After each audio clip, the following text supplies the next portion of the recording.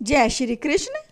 जैसे कार्तिक मास में तुलसी पूजा, व्रत और त्योहारों का विशेष महत्व है, उसी तरह कार्तिक मास की दोनों एकादशियां भी बहुत शुभ फलदायी हैं। यदि आप इनका व्रत ना रख सको तो इनकी कथा अवश्य सुननी चाहिए। ये भी विशेष फल प्रदान करती हैं। कृपया इन्हें पूरा सुने व विष्णु भगवान का आशीर्वाद प्राप्त करें। श्री कृष्ण गोविंद हरे मुरारी, हे नाथ नारायण वासुदेवा। मैं नीरू तनेजा अपने YouTube चैनल मेरी मुल्तानी गलबात में आज आपको कार्तिक मास के कृष्ण पक्ष की रमा एकादशी व्रत कथा सुना रही हूँ। अब आप सुनिए रमा एकादशी महात्म। धर्मराज युधिष्ठिर बोले, हे भगवान, अब आप मुझे कार्तिक मास के कृष्ण पक्ष की एकादशी की कथा सुनाइए। इस एकादशी का नाम क्या है तथा इससे कौन सा फल मिलता है? श्री कृष्ण भगवान बोले कि नरश्रेष्ठ, कार्तिक मास के कृष्ण पक्ष की एकादशी का नाम रमा है। इसके व्रत से समस्त पाप नष्ट हो जाते हैं। इसकी कथा इस प्रकार है। प्राचीन काल में मुचुकुंद नाम का एक राजा राज्य करता था। उसके इंद्र, वरुण, कुबेर, विभीषण आदि मित्र थे। वह सत्यवादी तथा विष्णु भक्त था। उसके एक उत्तम चंद्रभागा नाम की लड़की उत्पन्न हुई। उसने उस लड़की का विवाह राजा चंद्रसेन के पुत्र शोभन के साथ किया। एक समय जबकि वह अपनी ससुराल में था, एक एकादशी पड़ी। चंद्रभागा सोचने लगी कि अब एकादशी समीप आ गई है, परंतु मेरे पति अत्यंत कमजोर हैं, इसलिए यह व्रत नहीं कर सकते। परंतु मेरे पिताजी की आज्ञा कठिन है। जब दशमी आई तब राज्य में ढिंढोरा पिटा। उसको सुनकर शोभन अपनी पत्नी के समीप गया और उससे पूछा कि हे प्रिय, तुम मुझे कोई उपाय बतलाओ, क्योंकि यदि मैं व्रत करूंगा तो अवश्य ही मर जाऊंगा। इस पर चंद्रभागा बोली, हे प्राणनाथ, मेरे पिता के राज्य में एकादशी के दिन कोई भी भोजन नहीं करता है। यहाँ तक कि हाथी, घोड़ा, ऊंट आदि भी तृण, अन्न, जल आदि ग्रहण नहीं करते। फिर यहाँ मनुष्य कैसे भोजन कर सकते हैं? यदि आप भोजन करना चाहते हैं तो यहाँ से दूसरे स्थान को चले जाइए, क्योंकि यदि आप इसी स्थान पर रहोगे तो आपको व्रत अवश्य ही करना पड़ेगा। इस पर शोभन बोला कि हे प्रिय, आपका कहना बिल्कुल उत्तम है, मैं अवश्य ही व्रत करूँगा। भाग्य में जो लिखा होगा वही होगा। ऐसा विचार करके उसने एकादशी का व्रत किया। और जब सूर्य भगवान भी अस्त हो गए और जागरण के लिए रात्रि हुई, वह शोभन को दुख देने वाली थी। दूसरे दिन प्रातः से पहले शोभन इस संसार से चल बसा। राजा ने उसके मृतक शरीर का दहन करा दिया। चंद्रभागा अपने पति की आज्ञा अनुसार अग्नि में दहन ना हुई, परंतु पिता के घर रहना उत्तम समझा। रमा एकादशी के व्रत के प्रभाव से उसे मंदराचल पर्वत पर धन धान्य से युक्त तथा शत्रुओं से रहित एक उत्तम नगर प्राप्त हुआ।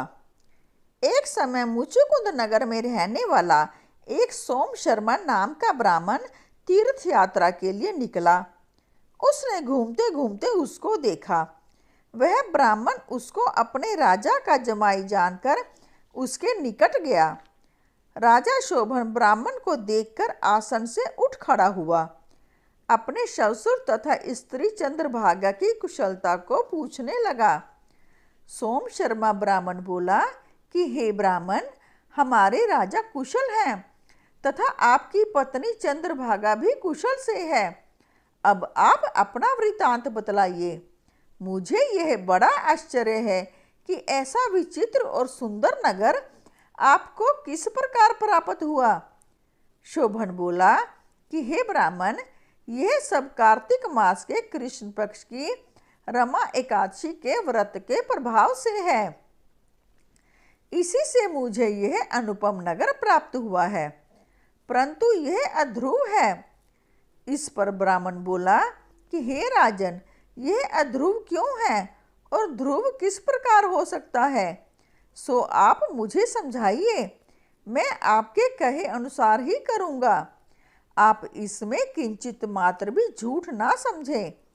शोभन बोला कि हे ब्राह्मण, मैंने श्रद्धा पूर्वक व्रत किया था, उसके प्रभाव से मुझे यह नगर प्राप्त हुआ है। इस वृतांत को राजा मुचुकुंद की पुत्री चंद्रभागा से कहोगे तो वह इसको ध्रुव बना सकती है। ब्राह्मण ने वहां आकर चंद्रभागा से समस्त वृतांत कहा। इस पर राजकन्या चंद्रभागा बोली कि हे ब्राह्मण, आप मुझे उस नगर में ले चलिए। मैं अपने पति को देखना चाहती हूँ। मैं अपने व्रत के प्रभाव से उस नगर को ध्रुव बना दूंगी। चंद्रभागा के वचनों को सुनकर वह सोमशर्मा ब्राह्मण उसको मंदराचल पर्वत के पास वामदेव के आश्रम में ले गया।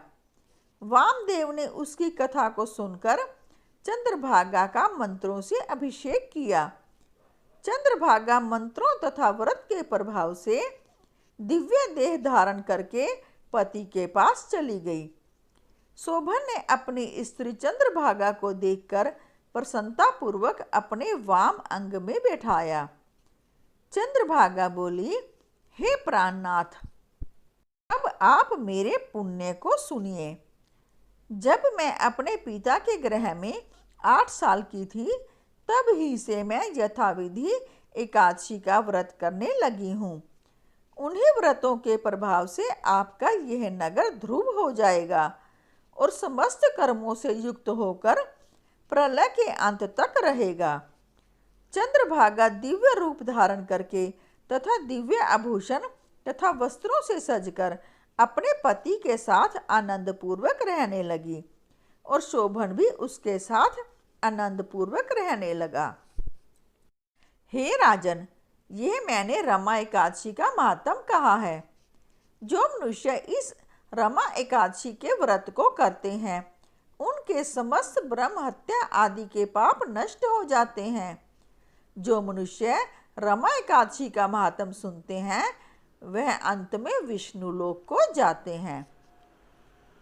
बोलो विष्णु भगवान की जय, श्री कृष्ण भगवान की जय।